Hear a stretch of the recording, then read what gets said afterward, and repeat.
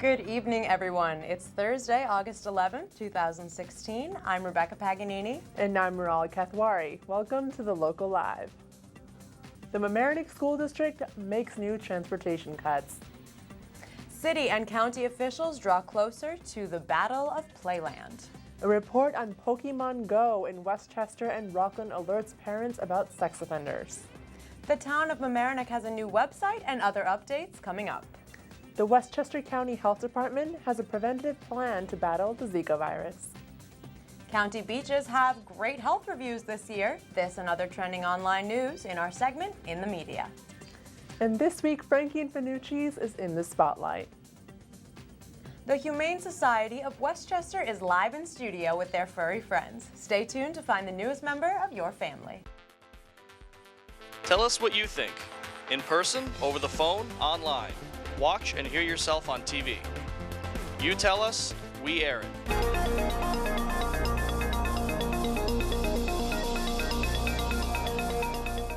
New transportation cuts in the Mamaroneck School District will go into effect in this upcoming school year. In a letter to parents, Superintendent Dr. Robert Schaps explained that due to the challenging budget, the district will cut school busing for students of private and parochial schools when schools are from the district are closed. Schaps said, quote, "According to the Commissioner of Education, the district is not legally required to transport students to non-public schools on days in which the Mamaroneck Union Free School District is closed. Currently, the transportation budget for the new school year is $3.5 million, and he estimates a total of $77,000 in annual district savings." So far, it is estimated that there will be 14 days in the upcoming school year when Mamaroneck schools will be closed, and that there will be 6 days when the students from parochial or private schools will have to find alternative transportation. In a follow-up to last week's story, the city of Rye is one step closer to pursuing legal action against Westchester County over the management of Playland. As of August 3rd, the city has retained outside legal services in an attempt to challenge the county for its lead agency. Due to state limitations, Rye has until August 11th to file their Article 78 lawsuit. According to City Attorney Kristen Wilson, Westchester County unlawfully declared itself lead agency on $60 million worth of upcoming projects last April. Over half of this amount is slated to be funded by taxpayers. In addition to the lead agency issues, Rye Mayor Joe Sack demanded greater communication from the county and a greater say in a slew of proposed projects for Playland, including amusement and infrastructure improvements. If filed, the lawsuit would bring a halt to these projects for the foreseeable future. While city officials and their legal team considered all options, the clock has started ticking on the August 11th deadline. If the suit is not filed by this day, Rye will lose its right to challenge the county's actions. New York State Senators David Carlucci and Jeffrey D. Klein released an investigative report titled Protecting Our Children: How Pokemon Go and Augmented Reality Games Expose Children to Sex Offenders in Westchester and Rockland counties. The investigation visited 100 addresses of registered sex offenders. It revealed that some sexual offenders' residences were located nearby Pokemon stops, which are areas players of the game often visit. In the report, investigators also caught 93 Pokemon characters directly in front of these residences. As a result, the senators concluded that the 2009 New York state law that prevents sex offenders from social media must be updated to also prevent them from augmented reality games like Pokemon. In response, Governor Andrew Cuomo has already taken action to add a clause to the sex offenders' parole agreements. Another new law requires game developers to continuously consult the New York State Sex Offender Registry, as well as remove all in-game objectives from within 100 feet. Non-compliance could result in fines of $100 per incident. So please be alert when you're out on the street catching Pokemon. Council members announced major improvements and updates to the town's website during this Town of Mamaroneck Council meeting. Starting August 22nd, residents will be able to register for some recreational programs online. Traffic and vehicle summons now can also be paid on the web as long as town police issued them. Lastly, starting September 1st, property tax payments will also be accepted on the town portal. Full details on the new system will be posted on the town website. In regards to the website changes, Supervisor Nancy Sellerson said she and the council members hope it will make life more convenient for residents and more efficient for the town as well. The fire department also announced that an independent organization, ISO, evaluated the fire department and on a 10-point scale, with 1 being the best, gave it a 2. Only 53 fire departments in New York State have a rating of 2 or higher, so congrats firefighters and thank you for keeping us incredibly safe. September 16th was announced as a tentative date for a YMCA-ran health fair at the French-American School. Nearby hospitals will even be involved in the event. Be sure to mark the date. In the latest press release from 7th District Legislator Catherine Parker, it was announced that Westchester County Health Department has implemented a plan to protect the county from the potential threat of Zika and other mosquito-borne diseases. The plan is to give away free minnows for backyard ponds and water features and free larvicide tablets, commonly known as dunks, for bird bath planters, drip trays, rain barrels, and unused pools. To get free larvicide tablets, call 1-888-8364-4723. The health department wants to remind the county residents to use EPA-registered insect repellents when outdoors and to cover up exposed skin. For more information about Zika and other mosquito-borne diseases, visit health.westchestergov.com. Here's Alexandre Garcia with what's trending in the media.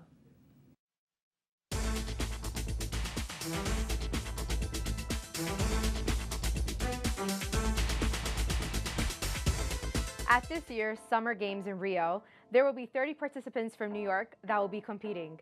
As New Yorkers, we are all proud of our Olympic athletes and wish them the very best.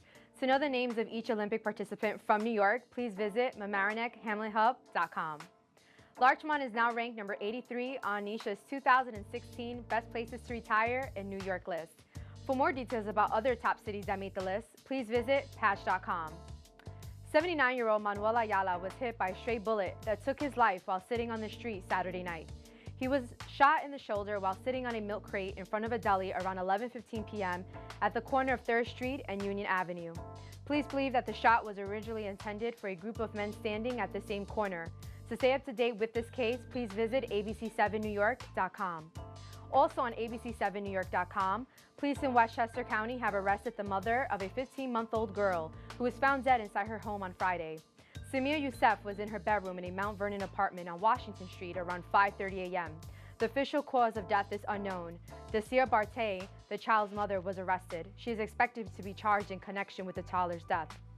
Area beaches have received good health reviews in Westchester and had no beach closures because of very limited amount of rain.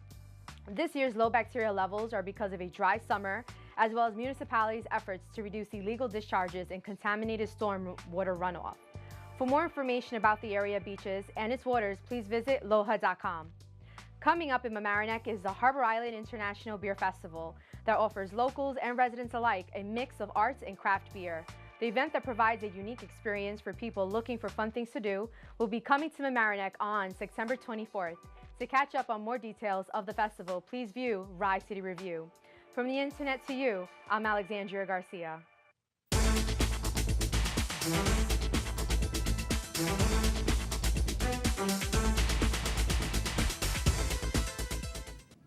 Up next, we have our local trivia question. And still to come, our pet adoption show with the Westchester Humane Society. Stay tuned.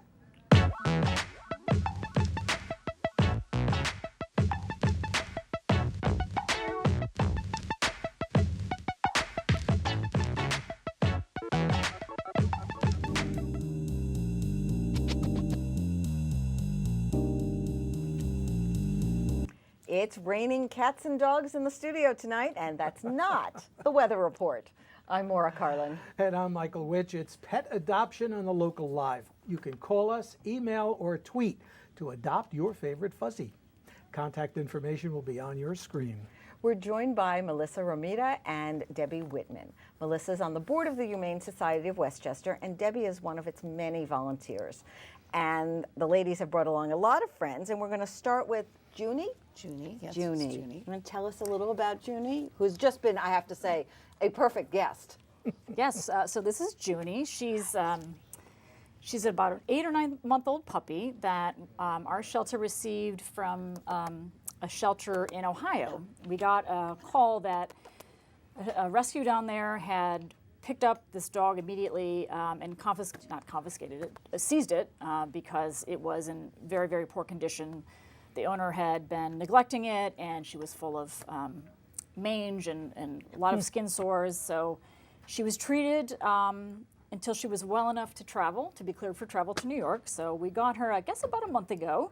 She's obviously continuing her treatment. And everyone's been seeing pictures of what she looked like when you got her. Yeah, the at the before and beginning. after Right. is profound. She's doing really well. She's responding to her leash training. She's very, very social. She's become a volunteer favorite, certainly. Obviously, the ears are one of the reasons. She's just always got a smile on her face, and hopefully she'll get her home soon. So she's looking for a new home. She's looking for a new home. If you're interested, just go on our website. So what is the website? It's humanesocietyofwestchester.org. And the phone number, if you want to call, is 914-632-2925. That's a new name for the New Rochelle Humane Society. You've changed your name. Right. In October, mid-October this past year, we changed our name to the Humane Society at Westchester, of Westchester at New Rochelle. And the primary reason for doing that was so that people understood that we served many, many communities, not just New Rochelle.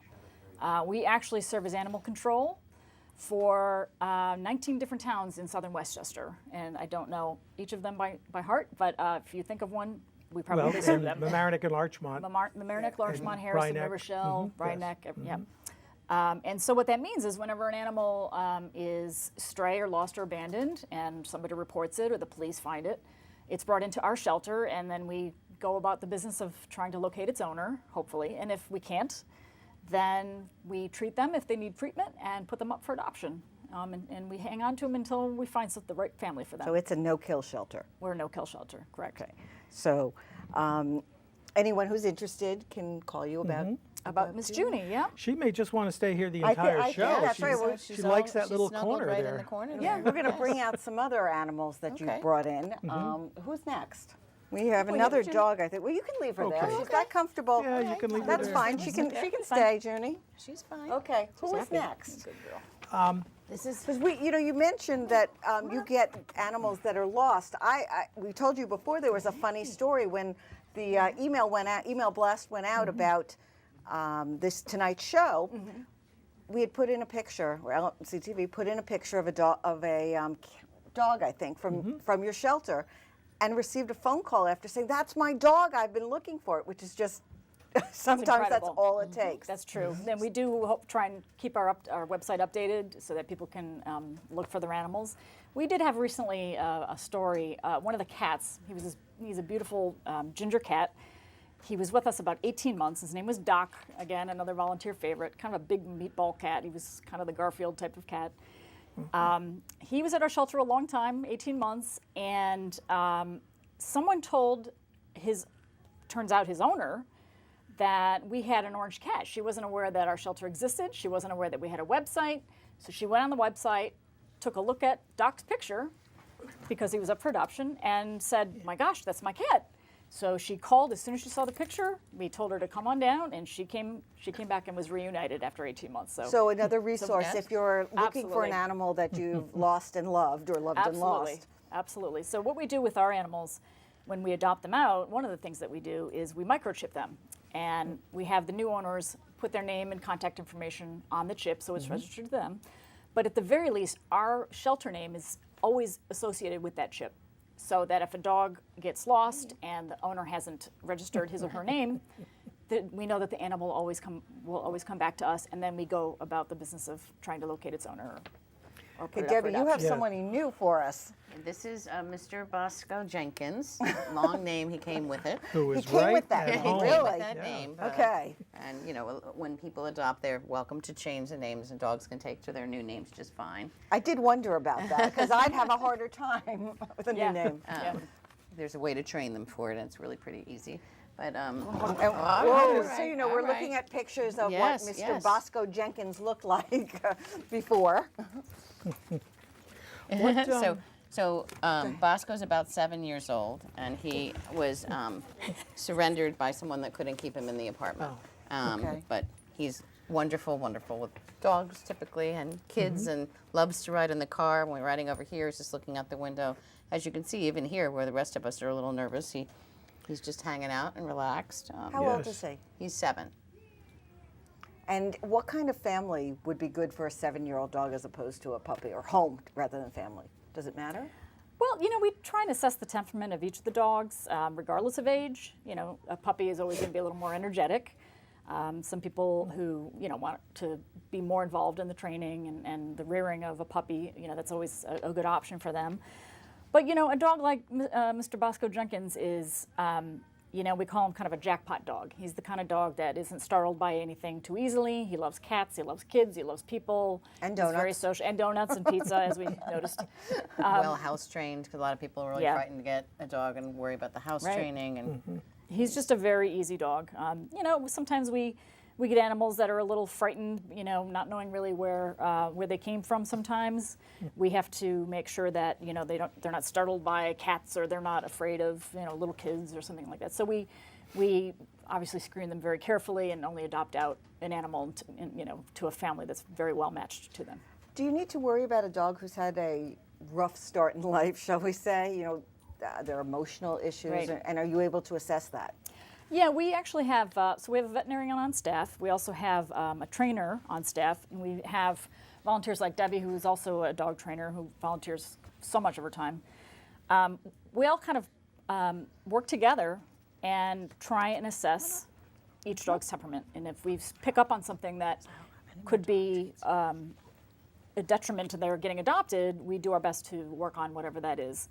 And oftentimes it will, you know, we don't know where it comes from. If it's been abused before we receive the animal, you know, it's hard to say. But if they're showing, you know, any kind of nervousness or temperament issues, we will spend untold resources and time, certainly with tons and tons of volunteers that we have, making sure that the animal is ready to go. You know, there are times when it's not possible. It's very, very rare that that happens. But we also make sure that we know and feel comfortable that we've really gotten to know the dog or the cat very well. You mentioned that the prior owner couldn't take the dog, and that's actually a question that was emailed in before our show, which is someone actually has a cat that they're moving and they can't take it with them.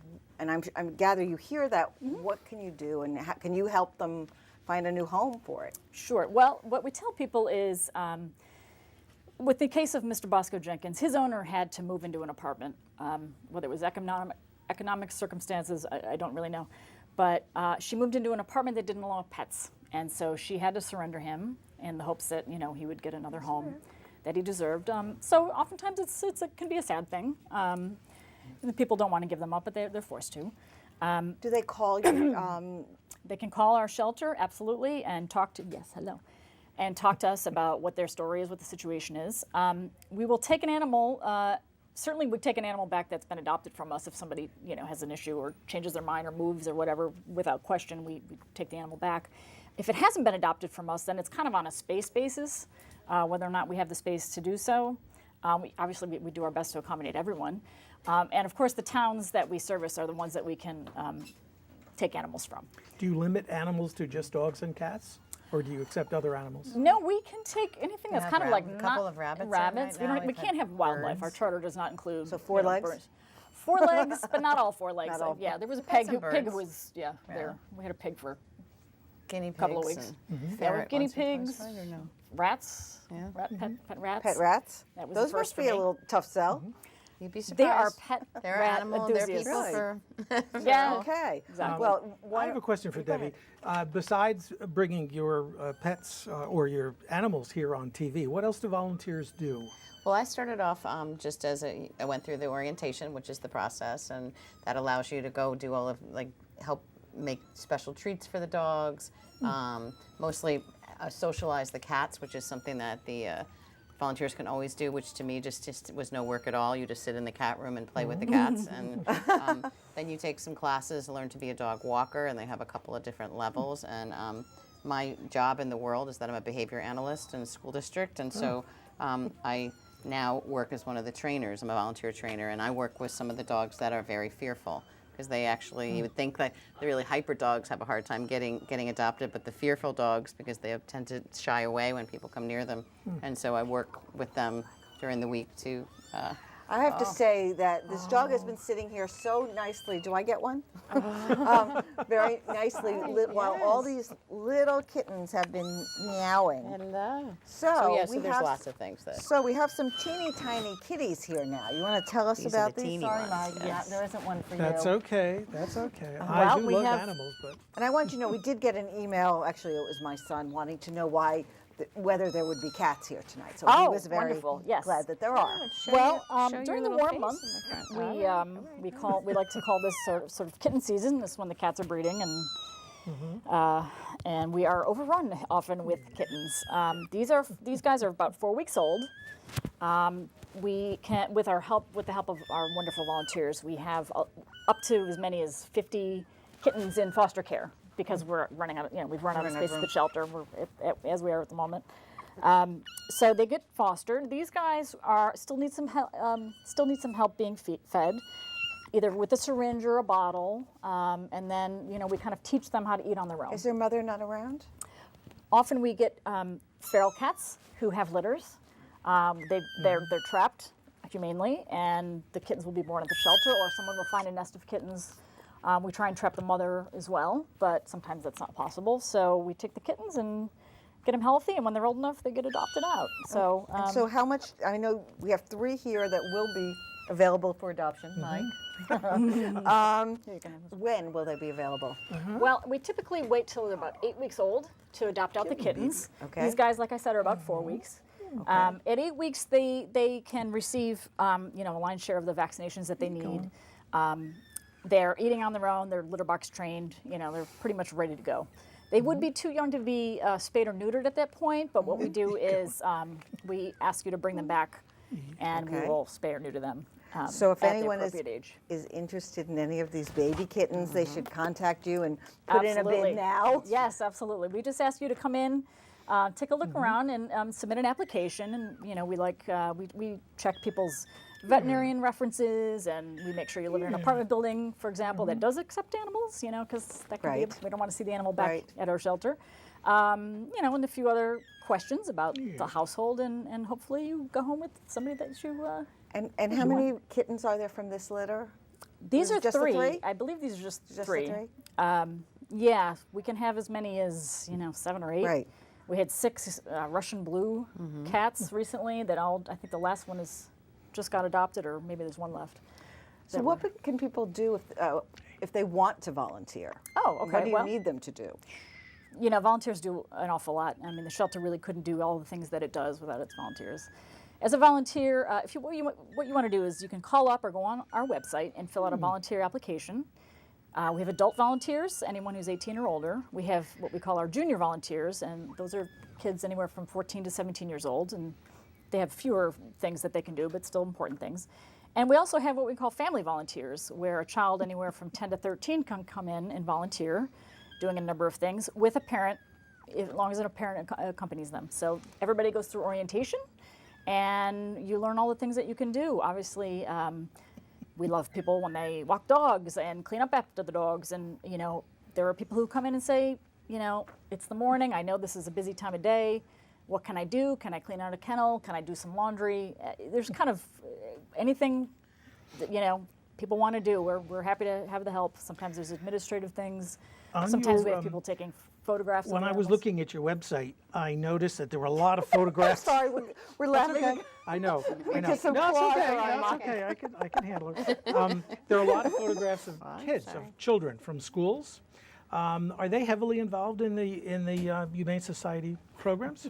Yeah, so we have one of the board members is in charge of what we call the Humane Education, and what sometimes we do is a school will come in and they'll ask us rather to come into the school, bring some animals, and talk a little about what the shelter is, and kind of the realities of the situation and where we get our animals from, and what people can do, even kids, what they can do to help these animals. And we also have Girl Scout troops, Boy Scout troops, little classes, groups of kids put together that will come into our shelter, and we give them a tour. Again, we do a Q&A. Kids are very, very curious, and it's wonderful that they have such a spirit to be curious and to learn about this. And we have some of them come in and they've brought in donations. They'll forego, And not birthday just- presents for their birthday and Not get just animals. cash donations either. They'll They'll do a Donations in drive at their kind. school. supplies yeah. that you need. Drives at their school, yeah, exactly. And what kind of supplies do you need there for people who might have some? That's a great question. We actually have a kind of a wish list of things that we regularly need. Is that on your website? It's on our website as well. Towels and sheets and food and litter and all that kind of stuff. So if you're interested, please, we are always looking for donations. If you have old used, like I said, towels or sheets, newspapers, we line the trap cages with newspapers. So many things. You don't have to spend a lot of money, certainly. To Another help us thing out. is the fostering, which might when you have these little teeny kittens, or if we have an animal that's had surgery or is recovering from something and really has to be out of the shelter, that's something that people can be trained to be fosters, and they'll have these kittens at home for that amount of time. And that's sometimes people like to do that. It's also if you're thinking about maybe I'm going to have animals, or my child keeps saying we want to try and do something like that and see how they do. But Yeah, we have, like I said last year, we had, I think, up to 50 kittens in foster. And sometimes it's just more. Here come more. Here we go. Okay. Oh, now you got competition. Ooh. There we go. Come here, Yes, Stinker. we'll keep them. I'll keep them. So these guys, all right. Sorry, they're Yeah. they are distracting. I know. but Tell me they're- about they're it. I can't lose my attention in a good span. way, exactly. That's right. Yeah. So these guys are 7 weeks old. We wanted to kind of show you the difference between the 4 So week you and just the 7 brought out the 7 Yes. weeks. Yes. they're You almost wouldn't necessarily Or guess it. bigger. They're a little bit bigger. Oh, this Right. guy is not that much bigger, but he could just be, a tiny guy. 7 weeks old. They're eating on their own.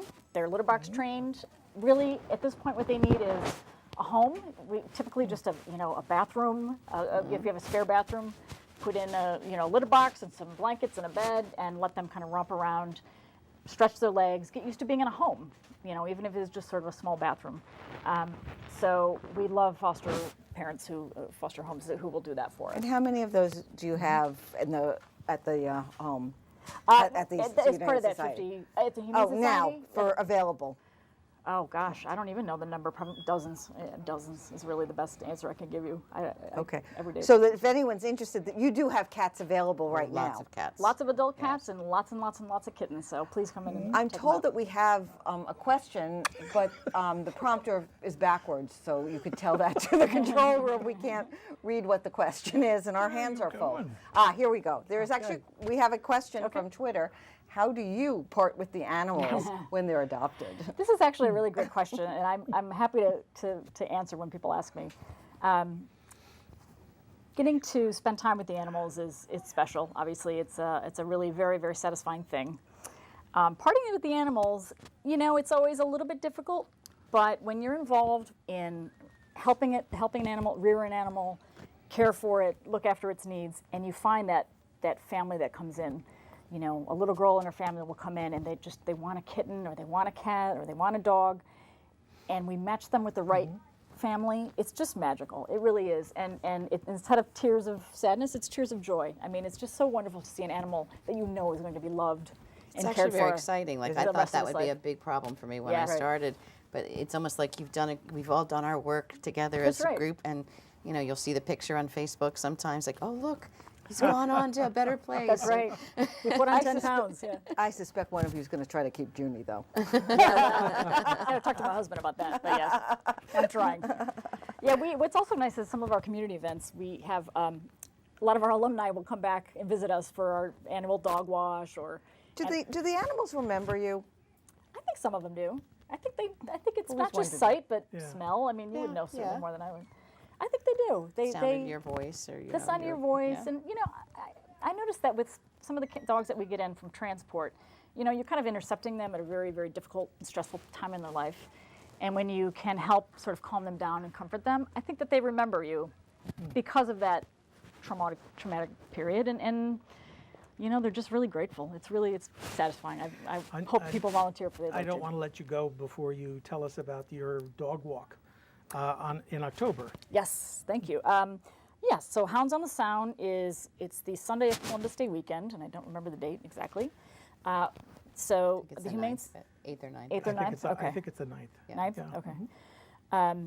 Yes, so we have an annual dog walk in partnership with Pet Rescue, and part of the proceeds are given to New Rochelle. We get part of the proceeds of the event as well as Pet Rescue, and some of the proceeds are donated to the Mount Vernon Animal Shelter. So we try and make it a fundraiser for the community shelters. It's at Harbor Island, and it's a lot of fun. We have vendors come out. I think this year we're having Walter's hot dog truck come. Plenty For the of games. adults or the pets?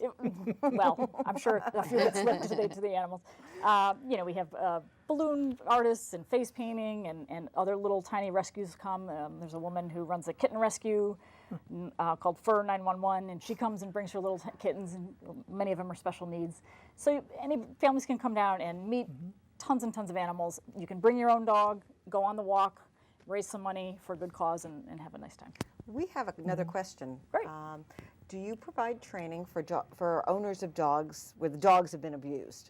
Is there special training? You want to take that? Typically, we do have some training for if the dog has come from our shelter, and we do have trainers on staff that we can be hired out for those situations. If it's a really dire situation and you call, I'm certain that they could give you some advice and put you in the right, because we certainly want that dog to be successful in that home. So we'll do what we can do to help with that. I have a friend who adopted a dog and then discovered the dog was deaf. And she is attempting to teach the dog a sign language, I guess of her own design. But are there special trainings that you might be able to help her with? Well, I don't personally know any, but our shelter is full of resources. You'd be surprised too with that. things like deaf dogs. We've had a few in that the animals are not really aware that it's not like people who are, it's so awful that you can't hear. Like the dog just adjusts to their environment, and if you'll teach signals, and they'll pick up those signals just like another dog would. It's kind of like when we have we'll often have cats that have like 3 legs or something. Everyone feels sorry, but yet the cat's just like, this is just who I am. They're not bothered about it. But yeah, we have a lot of different trainers that have particular expertise in different areas that can. And you can refer my friend to I think if they someone. call, they Okay, could. good. Yeah. I shall tell her. Well, we are out of time for this very fun segment. Yeah. Thank you so much for bringing the animals. And if anyone is interested, they should contact the Humane Society of Westchester. Great. Thank you so much for having us. And you are on Portman Street? We're on 70 Portman Road. So Okay. over by Flowers Field in New Rochelle. So thank you. We are actually off next week, but you stay tuned. Stay tuned because we've got more community stories. And of course, the answer to that trivia question coming right up now.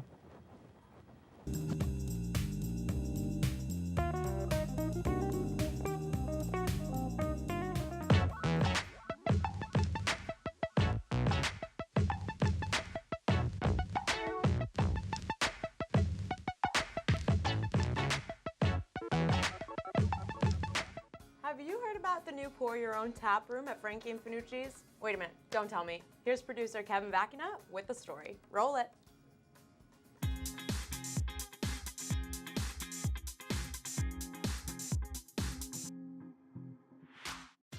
Do you love pizza, wine, beer?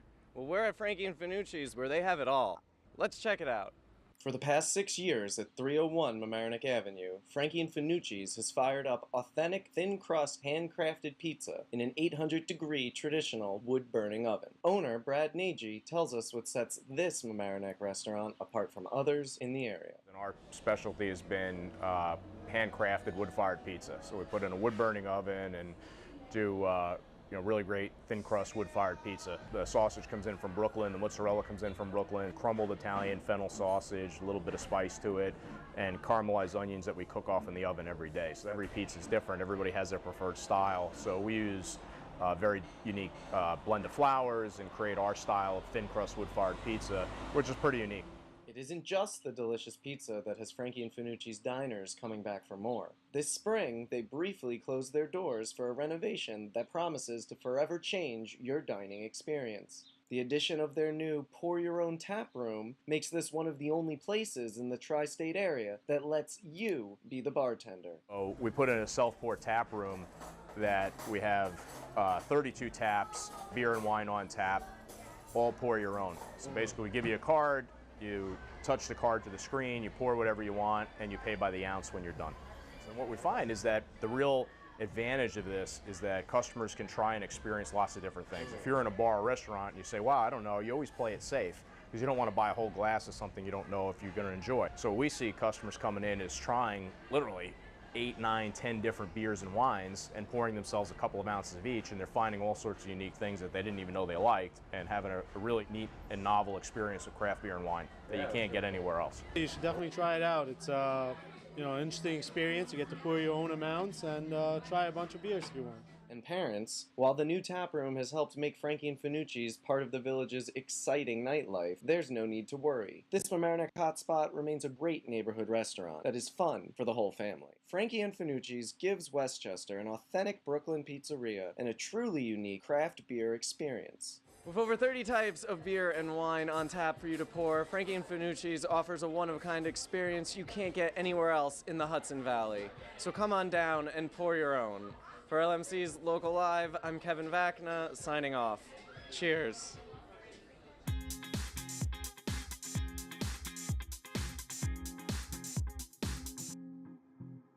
You're watching The Local Live, the only news show on Larchmont and Mamaroneck on LMC-TV. Remember, if you'd like to keep us on air, support our program by checking out our website at www.lmctv.org and click the donate button in the upper right corner. We appreciate your any contribution. We are always welcoming new interns and volunteers, so please send your emails to thelocallive@lmctv.org and join us. We love hearing from you. Thank you so much for watching. I'm Rebecca Paganini.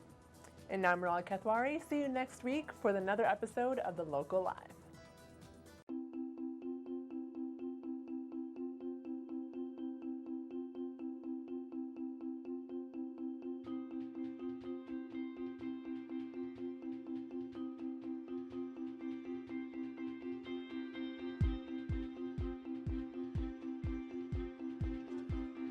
Go slow.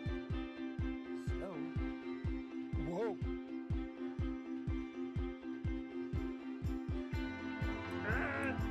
The local live, here's my pet ostrich.